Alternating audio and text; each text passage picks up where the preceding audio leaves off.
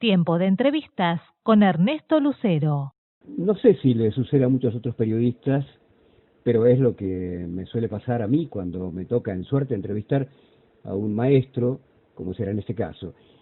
Y esta dificultad aumenta cuando uno tiene ya mucha juventud acumulada, al decir Tati Almeida, y ha dejado hace tiempo de tener por delante un trecho largo para recorrer y acercarse a la meta, a ese lugar donde se produjo tanto, donde se escribió tanto, se protagonizó tanto, sobre todo en la radio y en todas las experiencias posibles para el laburo de la comunicación que realizamos con suerte dispar, corriendo yo en clara desventaja, respecto al troesma Carlos Ulanovsky, que de él se trata, en este rodeo que me impuse para llegar a decirle: hola Carlos, ¿cómo te va?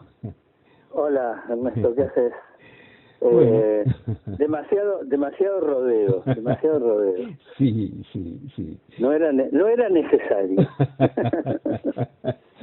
no era necesario, como diría claro. Un prócer que tuvimos, ¿no? Exactamente. Bueno, pero es verdad, no exageré en lo más mínimo. Me cuesta mucho porque sos, sin lugar a dudas, y esto no es novedad para nadie que te escuche, y mucho menos para vos, que sos un referente en este mundo tan complejo de la comunicación. ¿Que empezó cuándo, Carlos? Y empezó, yo la verdad que le adjudico el inicio a una revista que hicimos en el secundario. Yo hice la secundaria en el Mariano Moreno y hice todos los años, fui compañero de Rodolfo Terraño. Y Rodolfo inventó, cuando estábamos en tercer año, una revista que no quería que fuera una revista estudiantil, o estrictamente estudiantil, sino que fuera una revista de interés general. Le puso un nombre, un título, una marca muy pretenciosa, porque la revista se llamaba Orbe, ¿no? Uh-huh. Y la hicimos 7 veces hasta que salimos de la escuela, y cada número fue más lindo que el otro, digamos, mejor, más perfecto, ¿no? Uh-huh. Y eso a mí me permitió hacer una experiencia que después la repetí infinidad de veces ya cuando trabajaba en serio, digamos, ¿no? Uh-huh. Que era, con la excusa de la revista, ir a entrevistar o a conocer o a charlar con gente a la que admiraba, lo cual me permitió elaborar desde chico la impresión de que en todo periodista anida un cholulo, ¿no? Y entonces, en esa época de la secundaria, gracias a la revista, yo me pude acercar, no sé, al Nene Bonardo, a Pinky, a Dalmiro Sáenz, a Dante Panzeri, a Leopoldo Torrenilson, a otra gente, a Conrado Nalerroxlo, a quien acabábamos de estudiar en la escuela a través de su obra poética. Y esto, como te dije, lo repetí muchísimas veces. Por ejemplo, 1985, laburaba en Clarín. Dije, no conozco personalmente a Borges. Uh-huh. Me gustaría conocerlo. Y ahí trabajaba en una sección, en la sección Opinión en Clarín. Uh-huh. Hacía los reportajes largos de los domingos. Un domingo me turnaba con Jorge Alperín y fui, gestioné la entrevista y le pude conocer a Borges. Yo soy también, ese caso de periodista hecho en las redacciones. No tengo un título universitario como hubieran querido mis papás, ¿no? Uh-huh. Pero siento que cada nota que hice o cada libro que terminé fue también una materia más que di, ¿no? Así que yo creo que sí que hice una carrera. Ya lo creo que sí, y prolífica como pocas, pero me quedé pensando 2 cosas, si puedo si puedo introducirlas. Claro. Una, esto de detrás de todo periodista hay un cholulo, me recordó inmediatamente lo que una vez me respondió Arturo Bonín. Me dice actor para levantarme minas, me dijo. Como Dolina dice. Dolina dice eso, pero a mí me lo dijo en una linda charla que tuvimos por Radio América en ese tiempo. Claro. Y también, y me di cuenta, por primera vez, mirá, tantos años que han pasado, para mí, me di cuenta que mi vocación por el periodismo precisamente se produjo por eso, porque tenía la necesidad. Me di cuenta de que era una herramienta, un instrumento, un trampolín para llegar a gente a la que uno admiraba, quería conocer. Sí, claro. Y todavía me sigue pasando, digo, por suerte, yo ahora, digamos, la única redacción que frecuento, ahora lo estoy haciendo virtualmente, pero digo, ya desde el 2004 que no estoy en ninguna redacción así permanentemente o formalmente, y mis redacciones han sido o mi casa o la radio, el estudio de radio. Entonces, en mi programa, por ejemplo, solo tengo ese privilegio también, la posibilidad de invitar solo a gente que me gusta, gente que admiro, gente que me gusta lo que hace, bueno, veo algo que, no sé, una obra de teatro, una película, leo un libro que me gustaron y, bueno, esos son mis invitados, ¿no? Digo, también en esa línea, ¿no? Como para decir, bueno, no me gusta perderme a esta persona, ¿no? Y bueno, eso es lo que hago. Qué bueno. Es muy enriquecedor realmente eso.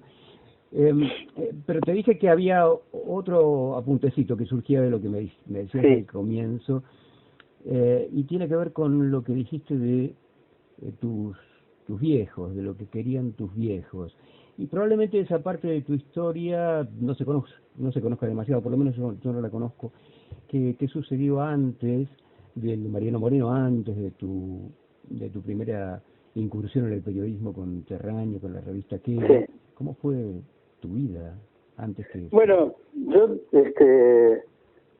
crecí en un hogar de clase media, primero en Caballito, después en Floresta. Mi viejo era un pequeño industrial fabricante de muebles. Uh-huh. Y mi mamá era una ama de casa, de un hermano 6 años mayor, y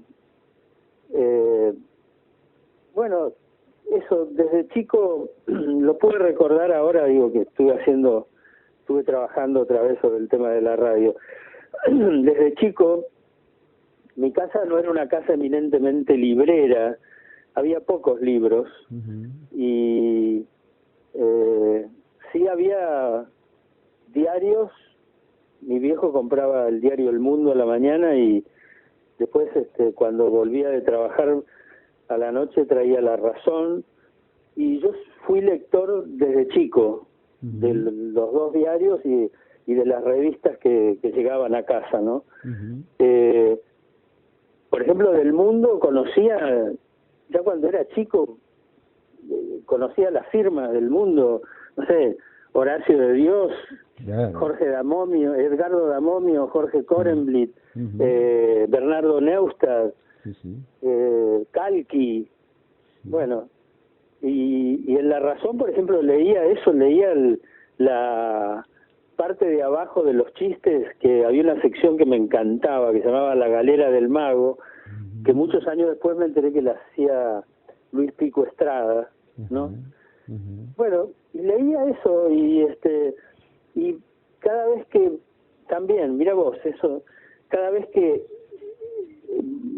encontraba a alguien que me gustaba, recortaba la figurita, uh-huh. y la pegaba en una parte de mi dormitorio, ¿no? Uh-huh. Y bueno, eso, me formé de esa manera. Digo, la radio fue muy formadora, digo, en mi infancia, en mi adolescencia. la televisión llegó bastante tarde a casa. Íbamos a ver televisión a la casa de mis abuelos primero. Y lo que hacíamos era escuchar radio.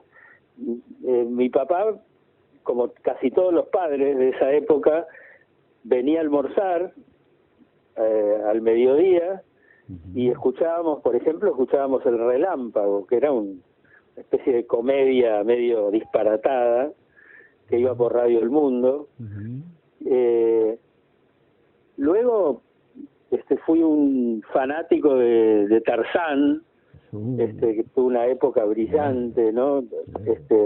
Estuviera donde estuviera, a las 6 de la tarde volvía a casa para escuchar Tarzán.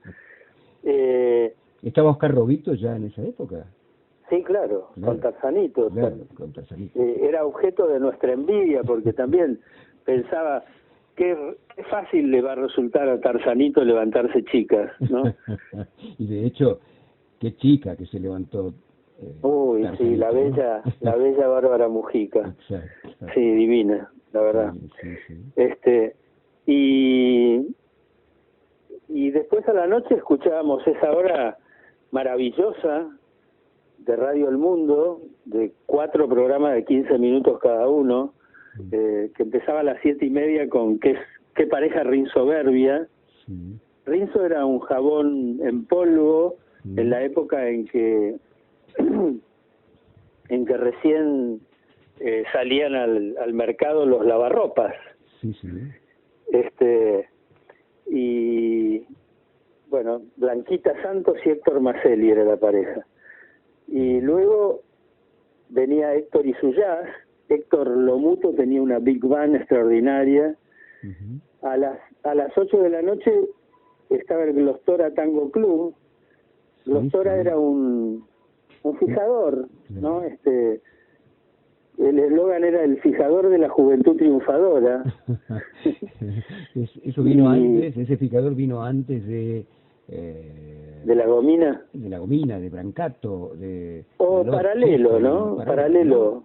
Sí. Al mismo tiempo, me parece. De aquella época, sí. La gente usaba o Gomina o Glostora, sí. Era un fijador, sí. Te dejaba el pelo duro y brillante, ¿viste? Lo usabas. Alguna vez debo haber usado, por supuesto, sí, claro. Y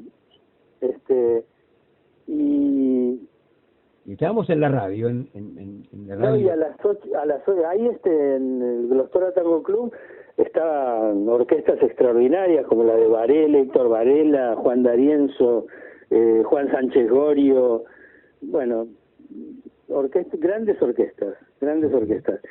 Y los locutores que presentaban a las orquestas y bueno, y a las 8:15 estaban los Pérez García, que era una familia que funcionaba en espejo con el resto de las familias de la clase media. Digamos, bueno, divino, ¿no? Ese programa era, la verdad que era inolvidable.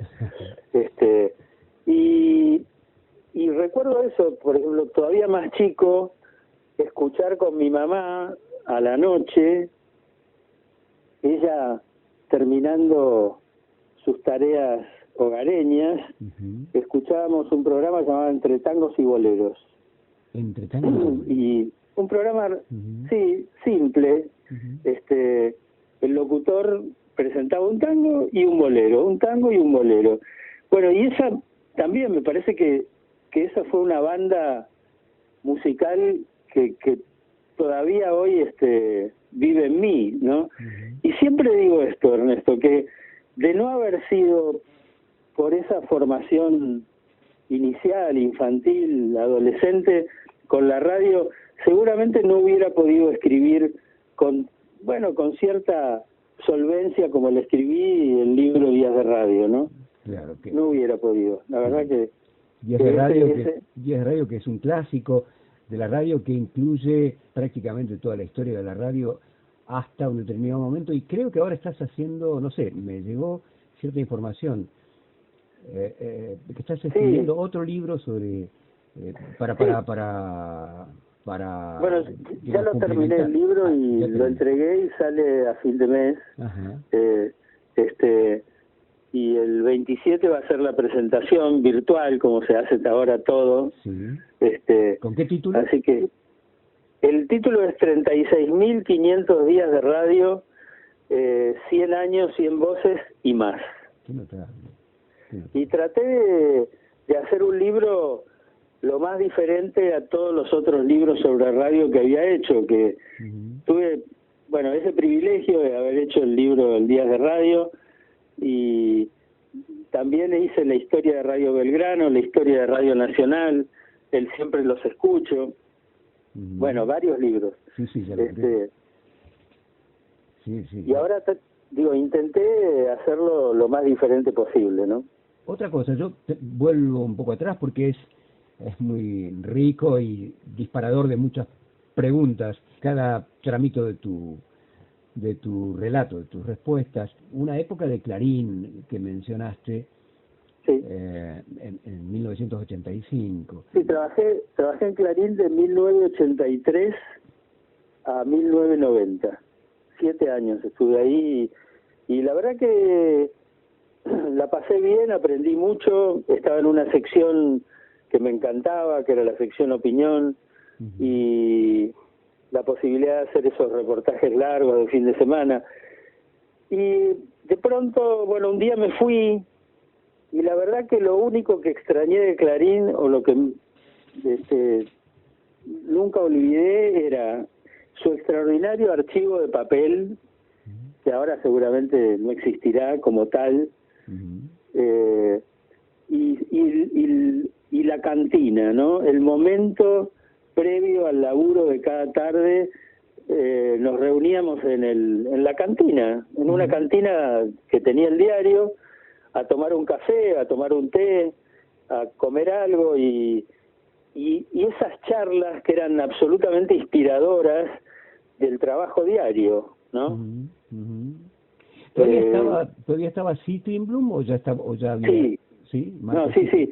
Justo me fui cuando coincidente con la salida de Citrinblum y Morales Solá y el ascenso de Roberto Guaregio y Ricardo Kirchhoff. Claro. Sí. Kirchhoff ocupa ahora el lugar, digamos, la cúspide en materia periodística del diario, ¿no? Sí. Pero te quería preguntar a propósito de tu experiencia en Clarín, porque fuimos contemporáneos y yo solía visitar con bastante frecuencia la redacción del diario, e incluso, aunque no escribí para el diario, aunque no formé parte de la redacción, sí me tocó escribir algunas notas, de manera muy excepcional. Se le permitía a algún periodista que no estaba en la redacción. Pero, y realmente, ¿qué diferencia? No sé, y esto te quería preguntar, ¿no? Porque los periodistas de aquella época teníamos un vínculo emocional, afectivo, intelectual con Clarín, que no es para nada el que tenemos ahora, o el que tenemos después de lo que pasó con Raúl Alfonsín, lo que pasó con Néstor Kirchner y con Cristina, ¿no? No, desde ya, y es muy razonable que hayamos cambiado de opinión, porque también cambió la empresa, ¿no? Digo, en ese momento era solo Clarín.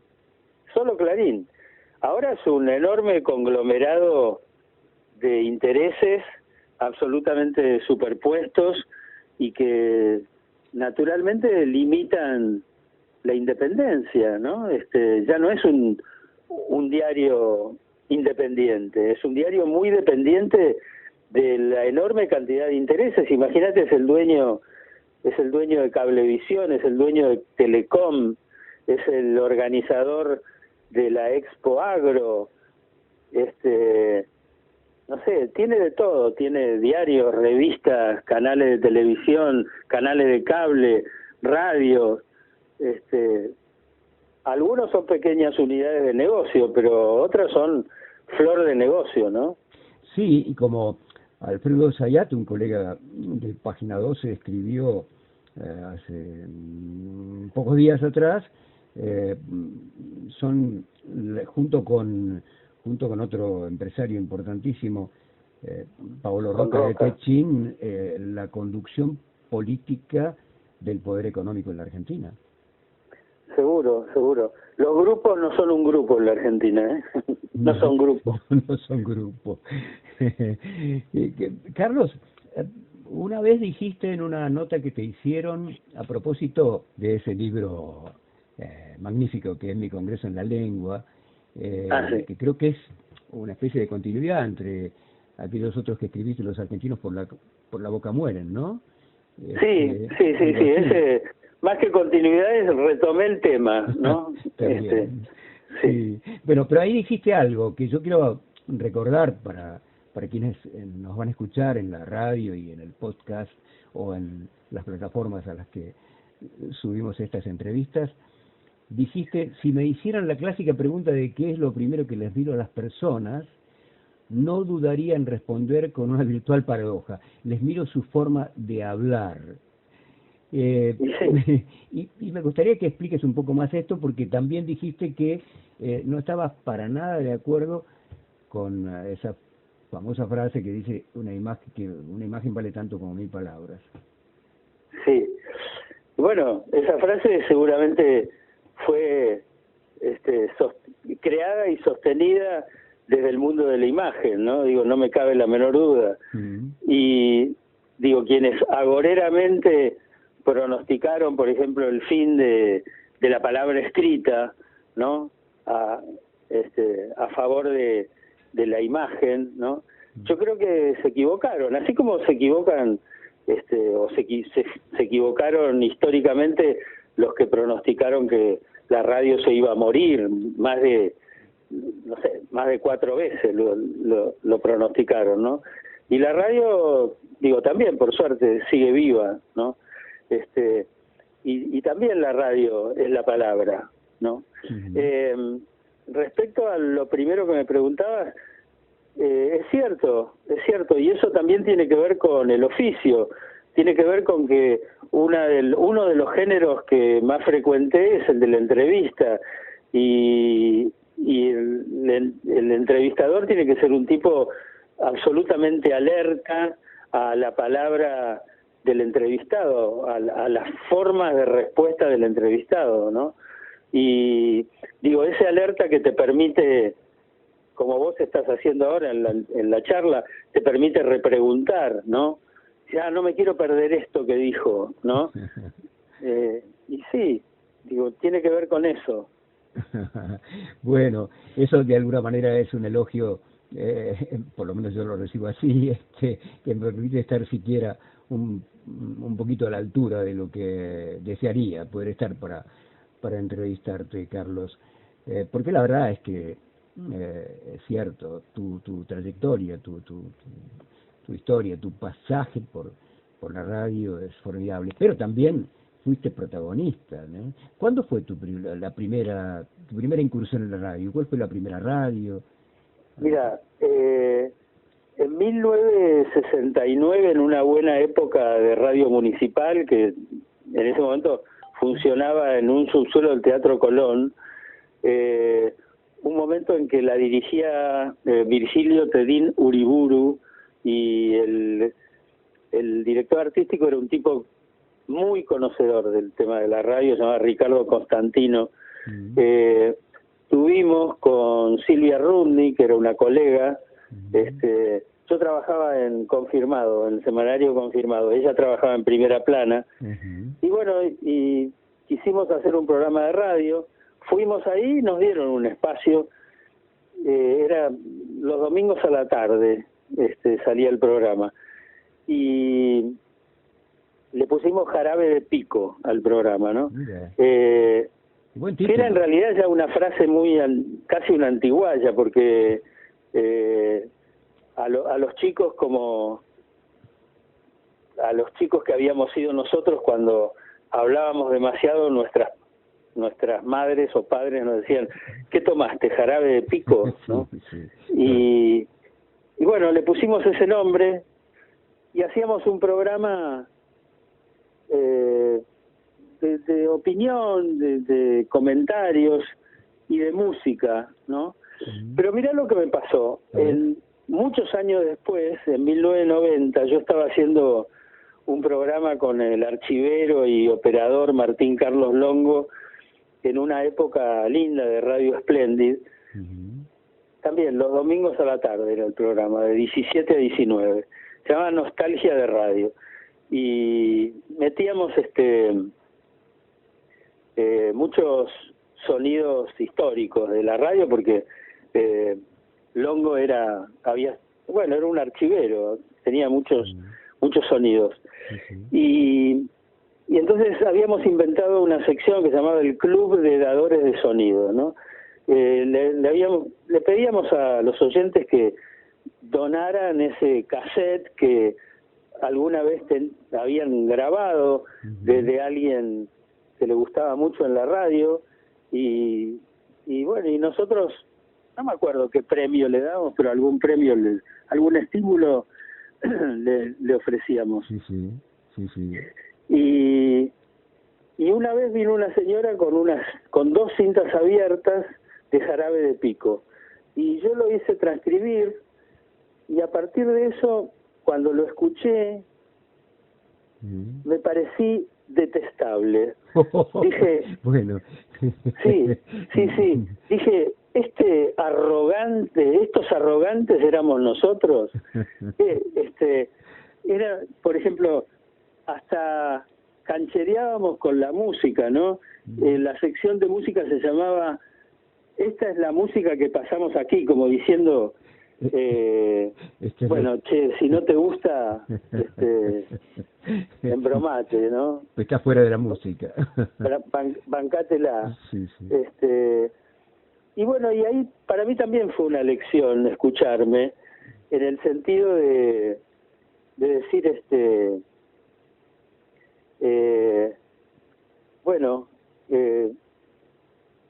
sin duda, tanto Silvia Rudny era la otra compañera, ya lamentablemente falleció ella. Tanto Silvia como yo éramos 2 chicos inteligentes, eso sin duda, pero no teníamos emoción, y por eso digo que fue una lección para mí, porque digo, podés ser el tipo más inteligente frente a un micrófono, pero si no le pones intención, calidez, cercanía, digo, más allá del oficio, ¿no? Más allá del oficio que uno pueda tener. Si no le pones esos ingredientes, esos elementos, no sirve. Claro. Y bueno, y eso también, nunca lo olvido cuando hago radio, ¿no? Qué bueno. El otro día, por ejemplo, uno de los oyentes... Estás hablando de tus oyentes en Cumbres de... Reunión Cumbres, sí. En Reunión Cumbres, perdón. Sí, en el que estás haciendo ahora en la 750, ¿no? Sí. Que hacías antes en Nacional.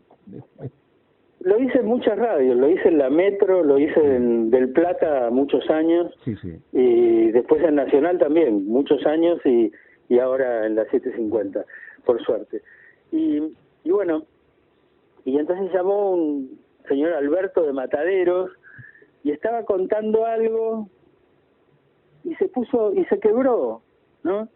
Y entonces yo, por ejemplo, mañana lo voy a volver a pasar eso, porque me parece que esas cosas son propias de la radio, ¿no? Son las cosas que genera la radio. La radio es un lugar en donde permanentemente uno, si está atento, ¿no? Si está atento y si es sensible, puede recoger botellas al mar, ¿no? ¿Viste? Las clásicas botellas al mar que alguna vez llegan a las costas, bueno, ahí. Era un náufrago, ¿no? Claro. Sí. Y después de Radio Municipal, después de Radio Municipal, ahí enganchamos un primer programa que fue la primera vez que cobramos, porque lo de Municipal era realmente por amor al arte, y enganchamos un programa en una radio que ya no existe, que era LR2 Radio Argentina, un grupo de locutores donde estaba Aldo Fabré, Guillermo Lázaro, Adolfo Castelo también. Bueno, varios locutores habían hecho un programa largo de la mañana, se llama Clean Caja. Habían tomado varias horas del día de Radio Argentina, a la mañana y a la tarde. Y entonces, con Mario Mactas y Alejandro Dolina, nosotros teníamos un espacio de 8 menos cuarto a 8 y media de la mañana, que se llamaba Mañanitas Nocturnas, ¿no? Y bueno, y era la época, año 72, lo hicimos hasta el 74 eso. Era la época en que Cacho Fontana humillaba con sus móviles en el Fontana Show, ¿no? Y entonces, como la radio esta era muy pobre, inventamos para Dolina un personaje que se llamaba Gómez, el inmóvil, y Gómez era un movilero chanta que nos engañaba a Mario Mactas y a mí. Nosotros le encargábamos una nota y él se iba, digamos, como para cubrir la nota, y lo que hacía en realidad era hablar del bar de la esquina. Nunca iba a ningún lado, pero inventaba todo. Y ahí, digo, la gran estrella de ese programa fue Dolina, la verdad. Y digo, el tipo ahí manifestó lo que después durante años ya viene haciendo, ¿no? Dolina es de esos tipos que vos le tirás una palabra y es capaz de armarte un mundo con esas palabras, ¿no? ¿Por qué? Bueno, porque es un tipo culto, sensible, inteligente, tiene de todo, tiene sentido del humor, tiene calle, tiene barrio, ¿no? Y bueno, eso. Hicimos ese programa divertido, la verdad, era un espacio de humor, y ahí también empecé a advertir otra cosa que me permitía la radio, ¿no? Una enorme libertad, ¿no? Enorme libertad. Tanta libertad que me parecía que que nadie me escuchaba, y que por eso de algún modo era impune, ¿no? Pero no es cierto. No solamente me escuchaban, sino que hasta me veían. Digo, y en eso consiste la magia de la radio, ¿no? Claro. Que la gente se pueda imaginar. Digo, y la prueba es que todavía hoy, muchas veces me cruzo con alguien y dice, uy, te escuchaba en el ventilador, uy, te escuchaba con Mactas y Dolina en Mañanitas Nocturnas. Así como, bueno, gente decía, uy, te leía en Humor, o te leía en no sé dónde, ¿no? Satiricón. En La Maga, qué sé yo. Sí. Satiricón también estuviste, ¿no? Sí, claro. Sí. Y a propósito de Satiricón, ahí me parece un quiebre, una línea de ruptura en tu vida, porque esto era se clausuró durante la presidencia de ya había muerto Perón, y la clausuró. No, Satiricón fue 72-74. La clausura Isabel. Por eso digo, ya había muerto Perón, y el gobierno de Isabel, probablemente con la influencia de López Rega, debe haber. Claro, ya estaba en plena AAA. Claro. Y entonces, a partir de ahí te fuiste del país. Sí. Me fui porque nos empezaron a atacar las revistas de ultraderecha que empezaron a salir en esos años. Cabildo. En ese mismo año, en el 74. Y la verdad que tuve Cabildo la primera vez Cabildo era una de esas revistas de derecha. Más que nada el panfleto ese. Sí, Cabildo, ahora se me fue de la cabeza la otra, el Burgués, el Caudillo. El caudillo, sí. Y bueno, era de la derecha del filón lópez-reguista, probablemente, ¿no? Sí, seguramente.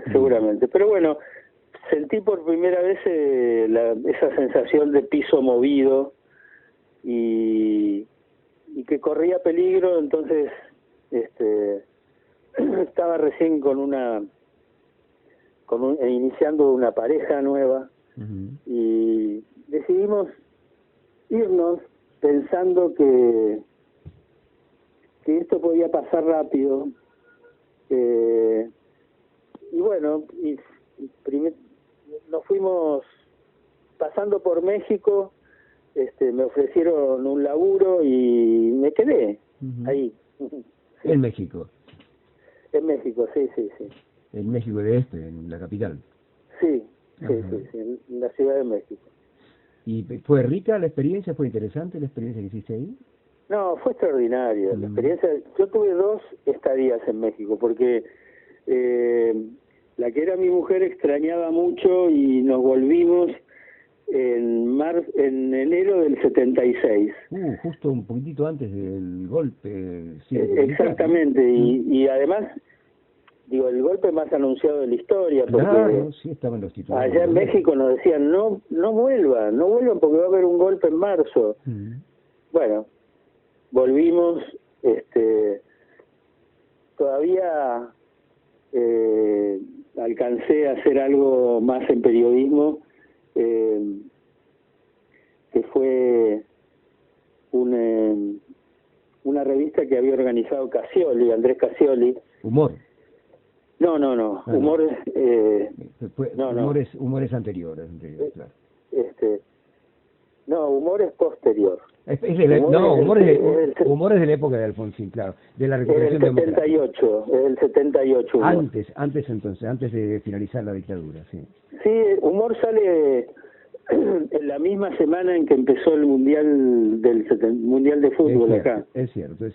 El Negro Vázquez, vos, bueno, yo colaboré, yo colaboré en Humor desde, me incorporé tarde a Humor, desde el 84 hasta el cierre, pero no, yo no fui integrante del inicio.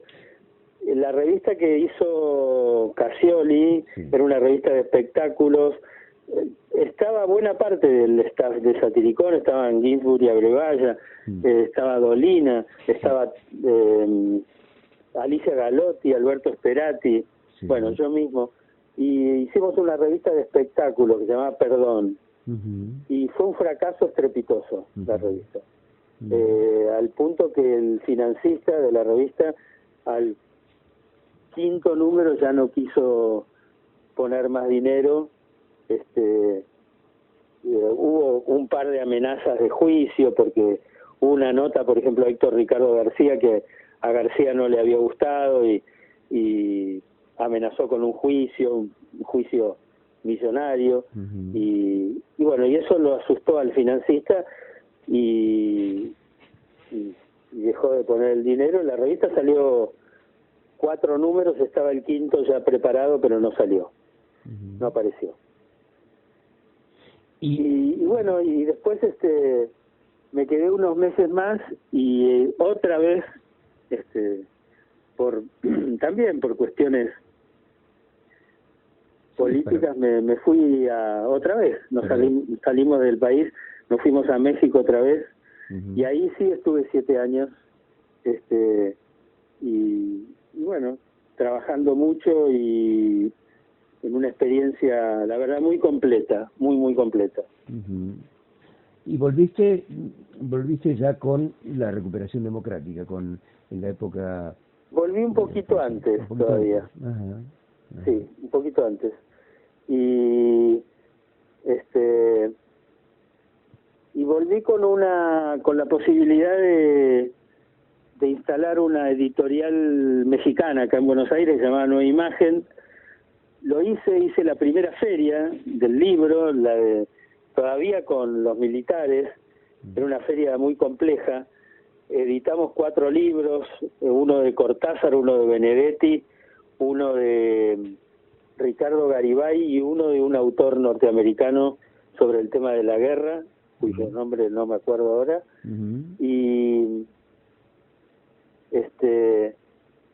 y el uno hacía de todo ahí, ¿viste? Era el gerente, pero también era el prensa y era el el que iba a comprar cartón corrugado a la localidad de San Martín. Y un día también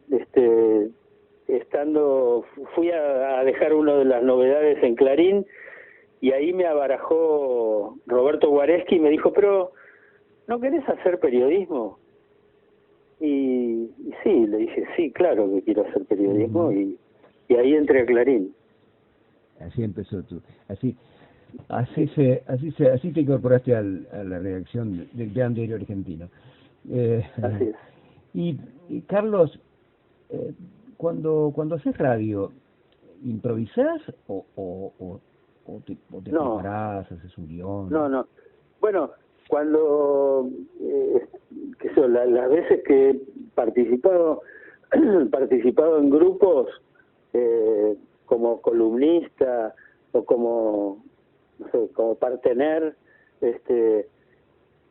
sí, muchas veces he improvisado, pero en general cuando hago mi programa, desde siempre escribo mi programa de punta a punta. Lo escribo y eso me permite saltar arriba de la escritura y preguntar lo que tengo ganas de preguntar. Permitime ahora pasar a otro terreno que se vincula con todo, porque todo tiene que ver con todo, como suele decir una frase cuyo copyright ya le pertenece a Cristina por haberla impuesto alguna vez. Tu relación con la política, tu relación con los derechos humanos, tu relación con esa parte de la vida de la sociedad, ¿cómo es? Es permanente, pero digamos, no he sido un ejemplo de militancia, la verdad, pero sí he sido coherente.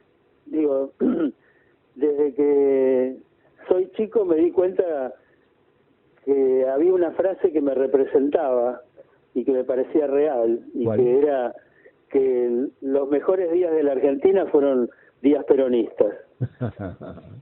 Sí, y soy peronista, sí. Y soy, desde la llegada de Néstor y Cristina, soy kirchnerista. Y no, digamos, no te perturba, no te produce nada, decirlo, no, al digamos, contrario, nada. No solo no me perturba, sino que me representa. Y sufrí mucho los 4 años de Macri, porque también, digo, pensaba, estos tipos no se van a ir más. Y me pareció maravilloso que de repente llegara Fernández con Cristina, ¿no? Yo sabía que me ibas a responder eso, pero la pregunta en todo caso se vincula con las dificultades que tienen muchas veces los periodistas, los comunicadores, para asumir desde qué lugar están hablando, ¿no? Tal vez. Pero bueno, eso ha cambiado, Ernesto, porque inevitablemente la grieta ha generado que muchos de los periodistas que hacían uso de la cuestionable objetividad periodística hayan tenido que empezar a contar desde qué lugar hablaban, ¿no? Nos ha pasado a todos, y a mí la verdad que me vino perfecto. Digo, me parece que es una de las grandes cosas que le han pasado al periodismo, ¿no? Cada uno habla desde su ideología, desde su pertenencia política o ideológica, ¿no? Uno sabe desde la formación que medianamente adquirió que la objetividad como tal no existe, es casi un oxímoron, porque uno es un sujeto y desde esa condición mira y lee lo que sucede a su alrededor. Pero muchos periodistas se refugian en esto. Me ha tocado con algunos colegas escucharlos decir, no, yo soy profesional, ¿no?, para eludir algún tipo de compromiso con lo que están haciendo. Pero sí, es cierto, ha cambiado un poco, aunque algunos, sobre todo los que pertenecen a los medios hegemónicos, suelen pretender ocupar ese lugar de la objetividad, ¿no? No, pero bueno, creo que uno de los grandes fenómenos últimos de los medios es que el mito de la objetividad saltó por los aires, ¿no? Y es una suerte, digo, por fin, digo, porque realmente si hay algo subjetivo es el ejercicio del periodismo. Yo creo que una de las mejores definiciones de periodismo es que periodismo es el ejercicio de la mirada propia. Nos mandan a los dos a hacer una nota sobre el choque en la esquina de tu casa y los dos vamos a mirar cosas distintas, vamos a mirar cosas diferentes. Sin duda, sí. Sí, sin duda, sin duda. Hay una frase, una frase que se le atribuye, creo que es realmente auténtica, le pertenece a Nietzsche, al filósofo alemán. No hay hechos, sino interpretaciones, ¿no? Claro, claro. Claro. Donde la línea es, digamos, muy difícil. Pero bueno, está buenísimo que me hayas permitido entrevistarte, charlar con vos, escucharte. Yo creo que enriquece mucho. Independientemente de lo que haces desde tu programa, a mí me parece que está muy bueno que puedas hablar como lo hiciste hoy con nosotros. Hablo como siempre, digo, y es como si seguramente tu programa es un programa de radio y yo en la radio hablo así, con mucha libertad, como te dije. Y eso está muy bueno. Y está realmente muy bueno. Ahora, hay una pregunta. Esto que decís, que está bueno, que yo comparto por completo, y que se haya caído este disfraz, ¿no? Esta especie de cortina con la que se ha cubierto el mundo de la comunicación durante tantos años, pero llega realmente a la sociedad porque se ha perdido para siempre aquello que alguien sostenía cuando quería certificar frente a otro que es la verdad. Lo escuché en la radio, lo dijo la radio, lo dijo la tele. ¿Vos crees que esto se ha perdido? Y lamentablemente no es un muy buen momento del periodismo, ¿no? Digo, esto ameritaría una nueva charla de 1 hora, pero yo ya estoy cansado. Pero sí. No sé, digo, por ejemplo, en la Argentina nadie paga el costo por haber dicho una mentira periodística, ¿no? Esto que en la época, cuando yo empezaba, cuando yo me desarrollé, era algo tremendo, ¿no? Que un periodista hubiera mentido o hubiera metido una información falsa.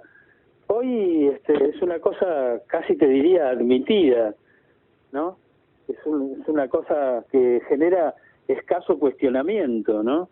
Y la verdad que es una pena que eso esté ocurriendo.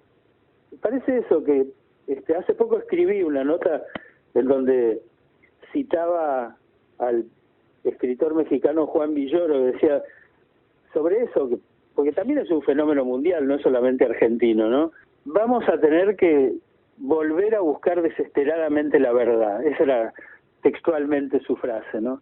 Y yo creo que eso vale también para la Argentina, ¿no? Y para el trabajo periodístico.